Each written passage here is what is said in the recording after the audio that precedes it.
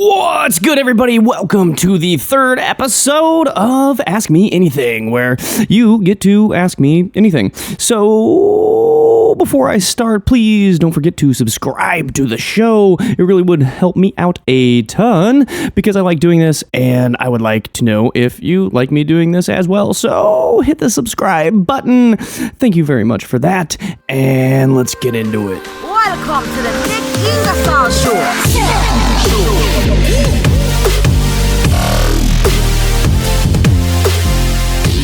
Question number one. Dylan wants to know, how do I go about finding a copacker? So for those of you listening that don't know what a copacker is, that's essentially a co-manufacturer or a manufacturing partner that you use in CPG broadly. So that's food, cosmetics, beverages, etc.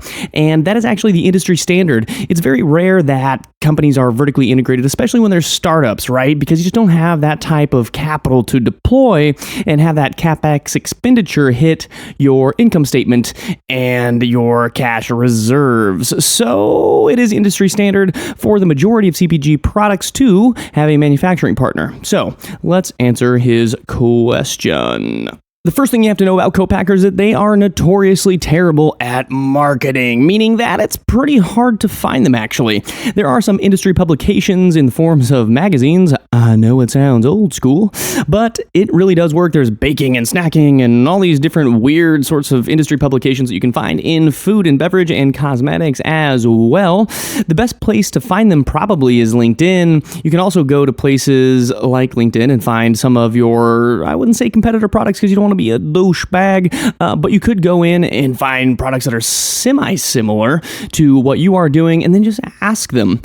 You can find these copackers. They're not too hard to find, but it's going to take some digging. There isn't sort of like a one platform that you can do it, especially if you're trying to manufacture in the United States, especially if it's food or beverage or cosmetics. There are a lot of places out there, though, that you can find, but they're also highly specialized, meaning that if you're trying to make a tortilla chip or a face cream or something like that, you're going to want to find somebody that specializes in that, because not every chip manufacturer or every eye cream manufacturer is going to have the capabilities you're going to need for your specific type of product. So, good luck, Dylan.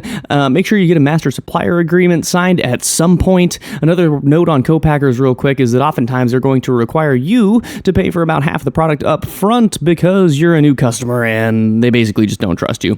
Well, actually, they're just protecting against downside risk and their own liability. So, keep that in mind and good luck with your search. Okay. Question number 2. Do you have any tips on balancing the outdoors, combat, life, and business? From Drew.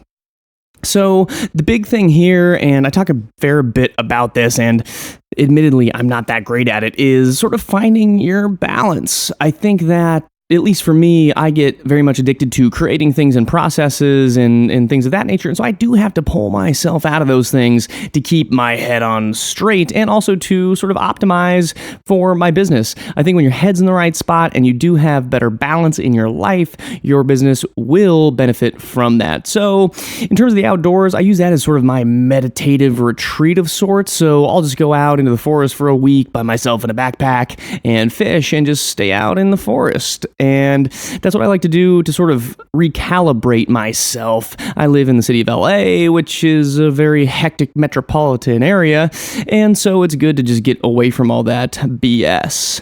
I would also say in terms of combat and life, the life piece, I don't really know what that means, so I'll go ahead and skip the life, but I will say that in terms of combat, that's one of the things, and I guess fitness more broadly, one of the things that I value very much, and I just feel better when I do it. I feel better when I'm doing jiu-jitsu, I feel better when I'm boxing Muay Thai, I feel better when I'm lifting weights and doing deadlifts and all that kind of stuff, or even going for a run in the morning.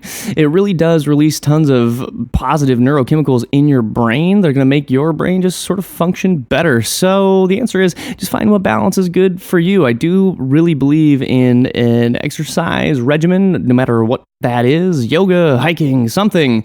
Do something with your physical body because your mind will thank you for it. Okay, question number 3. This isn't a real name. Centurion_status says, I've made an app and I want to sell the technology to Whole Foods. So Whole Foods just got acquired by Amazon in 2017. So if you're trying to sell technology to Amazon, good luck. I would recommend that you go to a smaller retailer, maybe Sprouts or Wegmans, or an infra account, which is sort of all these small natural foods co-ops. If you're trying to sell into an account like that, Whole Foods is just not going to buy your technology. Amazon will, and trying to pitch your business to Amazon to buy is going to be a bit different, or to use, be a bit different than going to one of these smaller natural foods retailers that don't really have very good technology. So there is absolutely a market opportunity for that. I don't know what technology you've created or you're thinking about creating or whatever it is, but I will say that generally speaking, the natural food space is devoid of technological advancement. So good luck with that. Steer clear of Whole Foods. You're just going to spin your wheels and find some smaller retailers that would be open to that. Question 4 from David J. Alejandro. What is your current obsession and what past obsessions led you to the biggest growth? My current obsession is designing apparel stuff, which you'll probably find in the show notes.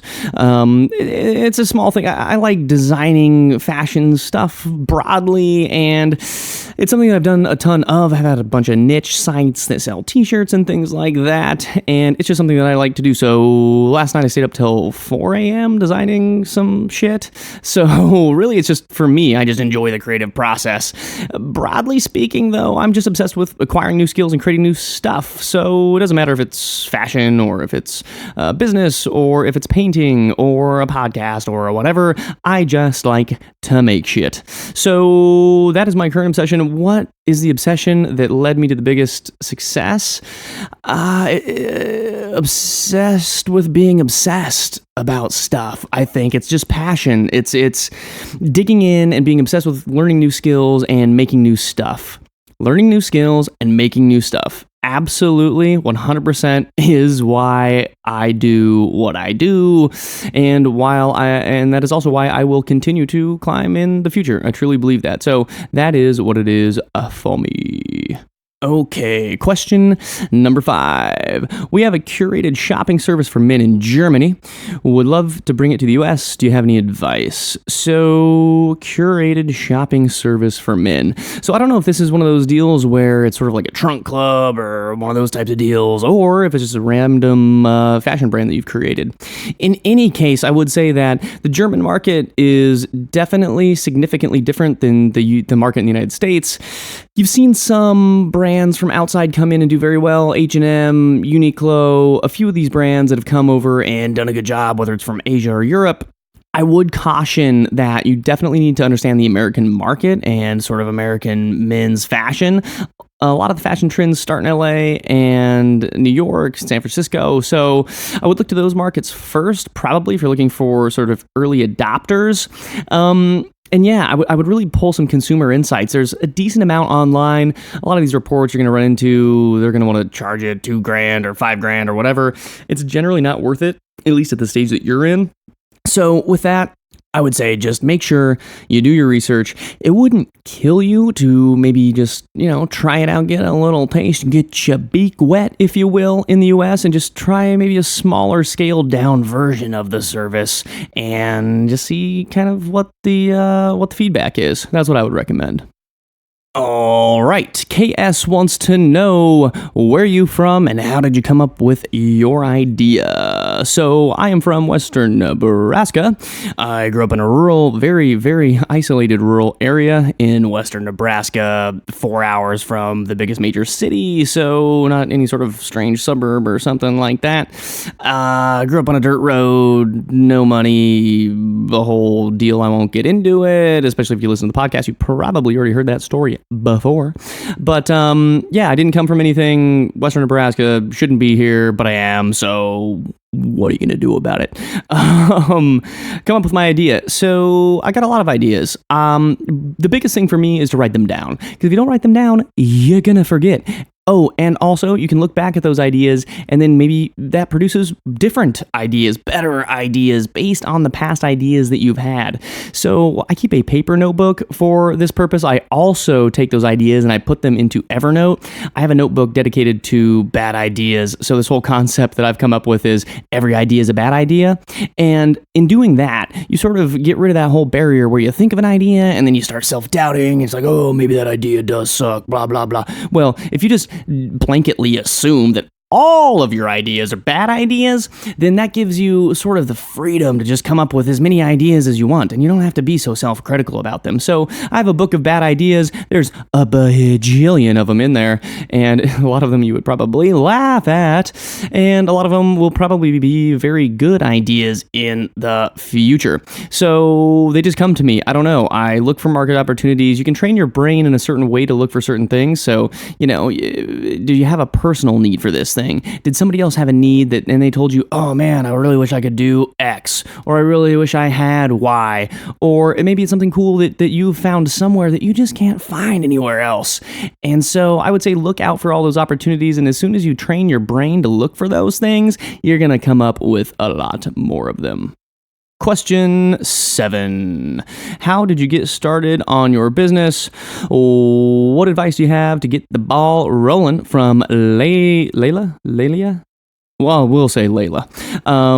So how did I get started on my business? So I've been starting businesses for a very long time. Even when I was a kid, I used to sell gum out of my locker. I had this little candy business.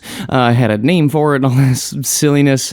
I also used to paint and sell those paintings at galleries and at shows and things of that nature. I also had a business where I used to make a lot of logos and make websites and do SEO and all this different sorts of stuff. Of course, Barnana and a few other niche things. An herbal supplement shop. I've started a million different types of businesses. So, how do you get them rolling? You just do them. I usually start with the creative piece because that's really what gets the ball rolling for me. It's sitting down and designing and concepting and coming up with the entire brand concept. And that is one of the things that I have found is whichever piece of business, right, whether it's finance or creative or marketing or something that really gets you amped, start with that because that's going to sort of breed the motivation and put the ball in motion to keep you going on the idea. So for me, it's creating things, it's designing things, coming up with a concept, and then building out the financials, and then doing all of the rest. But to get the ball rolling, throw the ball. That's all you got to do. Take the ball and you throw it, and then it starts rolling. So I would say just throw the goddamn ball, Layla. Just throw it and see where it ends up. And you know what? It might end up in a ditch. And if it does, that's fine. And if it ends up in a dog's mouth, that's cool too, and it steals your ball. But eventually, you're going to roll the ball, and then it's going to catch more steam, and then you're going to have something big that you're proud of and stoked on, and you wake up every morning and you're excited to work on it, and that is how it will go. So get out there and do it. Question number 8 comes from Alexander. He wants to know, how has exercise impacted your self-improvement? Would you consider it essential? Yes. So it is absolutely essential. I kind of already answered this, but I'll go a little bit deeper here. So it's essential for several different reasons. When you exercise, you're going to feel more confident about yourself, your strength, your endurance, your body, everything. And also it has this positive feedback loop that feeds your brain good juice. So there's a lot of reasons why exercise is very, very essential. Having a basic exercise routine is great, whether that's running or doing push-ups or pull-ups or doing something, right? A lot of people come up with excuses, oh, I don't have time to go to the gym, I'm tired after work. Well, wake up and do 25 push-ups, sit-ups, and burpees. You don't need any equipment to do that. Wake up and just go run for 5 minutes. Literally 5 minutes. Just sprint for 1 minute. And then come back in your house, jump in the shower, get ready for work, and then leave. A lot of it is just excuse making. For me, exercise is so important. It's not even a negotiable. It's an absolute non-negotiable. Period. Because when I think about myself and I think about my life and who is the best human being that I can be, the best human that I can be is somebody who is physically strong, mentally strong, and that I can overcome any obstacles in my path, being it physical or psychological. So, for that reason, yes, exercise is absolutely essential. Okay, Jogi. Some of these names are so hard to pronounce. So I'm going with Jogi. Apologies if I mispronounce your name, Jogi. He or she or they or whoever they are says, I see you're in Forbes 30 under 30. What is the best lesson you've learned when you were first starting? I was in Forbes 30 under 30 in 2016, and that was super dope, totally unexpected. And what have I learned when I was first starting?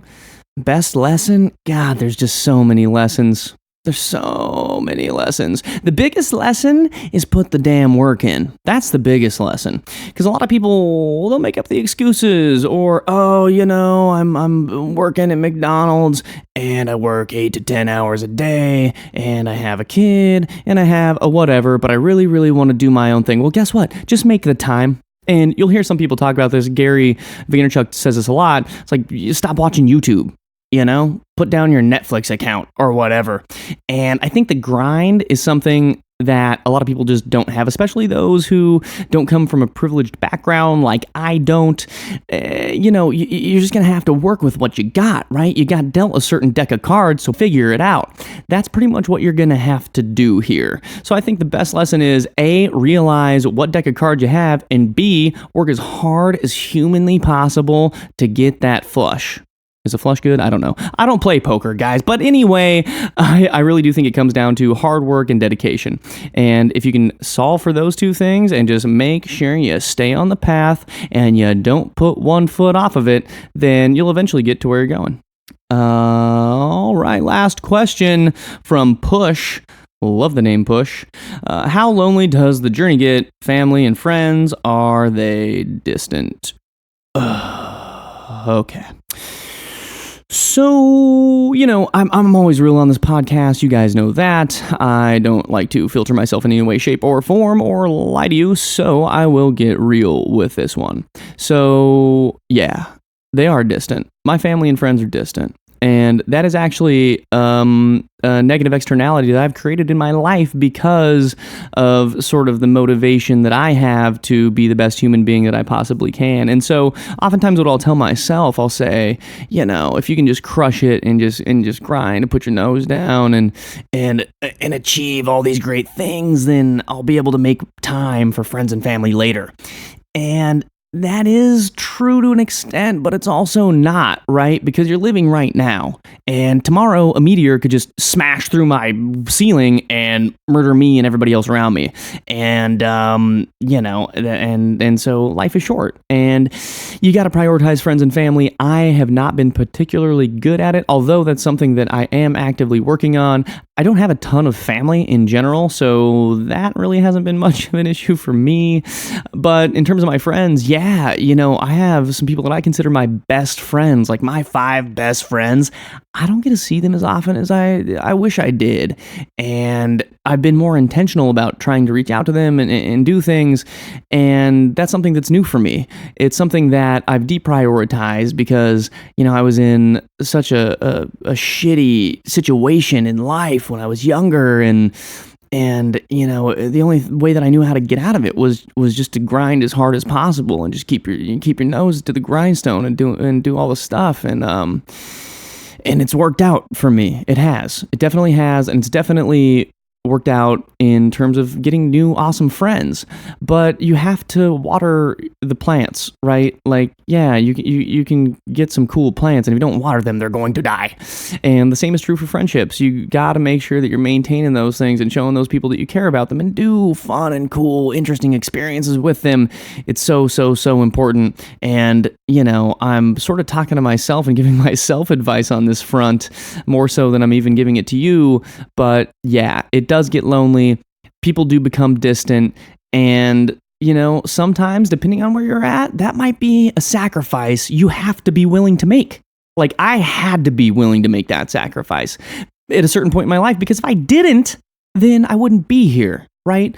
But once you get there, or you get out of the worst, right? You get out of the worst situation, then it's time to flip that on its head and really make sure that you have deep, meaningful relationships with the people around you that matter to you most. Wow, that was a really good question for the last one. So I hope you enjoyed that. This was a short episode. These are the questions that you ask me. So I hope you enjoyed it. Please don't forget to subscribe to the show. Please, please, please press the subscribe button right now. Look at your phone, unlock that thing with your face or your thumb or whatever creepy technology they invent next, or your retina reading. I don't know what's going on. Just press subscribe. And if you have the opportunity to rate this thing on Apple Podcasts, 5 stars, and write a little review, all it has to say is like, great job, dude, keep it up. That would really be awesome because I just hope that people enjoy listening to this thing. I really do want it to be helpful for a lot of people, and I really do want to give back and sort of spread all the knowledge that I never was exposed to growing up in a place where there was no knowledge to be had. So anyway, I hope you enjoyed this episode. If you have any questions for me, you can head over to ingersollnik.com/AMA. The link will be in the description of this podcast. Just click that thing, put your message in there with your question, and I'll answer it on the very next episode. So until next time, I'll chat at you guys then. Peace. Welcome to the Nick Ingersoll Show.